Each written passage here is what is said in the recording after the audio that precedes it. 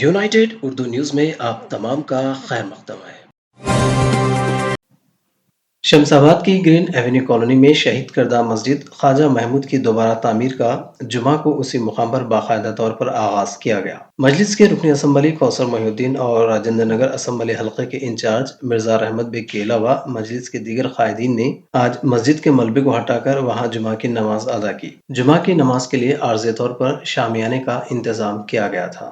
واضح ہے کہ بیرسٹر اسد الدین اویسی رکن پارلیمنٹ حیدرآباد و صدر کل ہند مجلس اتحاد المسلمین کی نمائندگی پر حکومت نے مسجد کی دوبارہ تعمیر کی اجازت دے دی ہے۔ مجلس کے رکن اسمبلی کاروان کوثر محی الدین کے مطابق جمعرات کو دن بھر ملبے کی صفائی کی گئی تھی تاکہ جمعہ کا اہتمام کیا جائے اور مسجد کی تعمیر کا دوبارہ سنگ بنیاد بھی رکھا جائے۔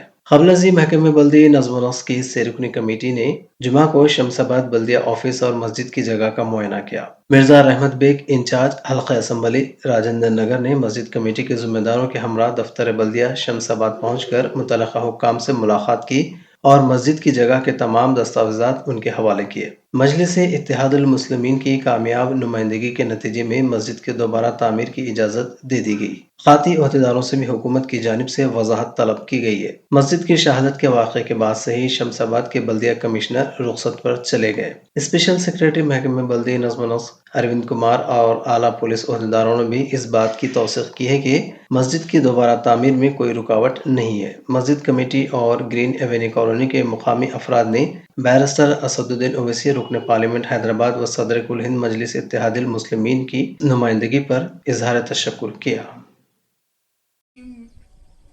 غير المغضوب عليهم ولا الضالين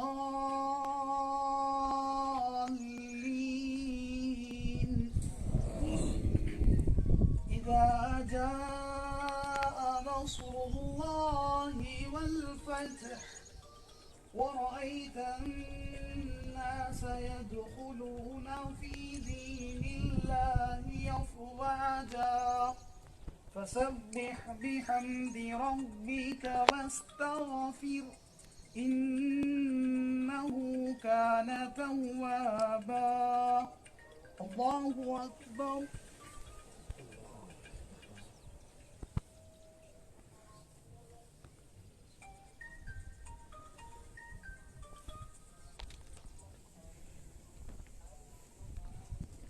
سمع الله لمن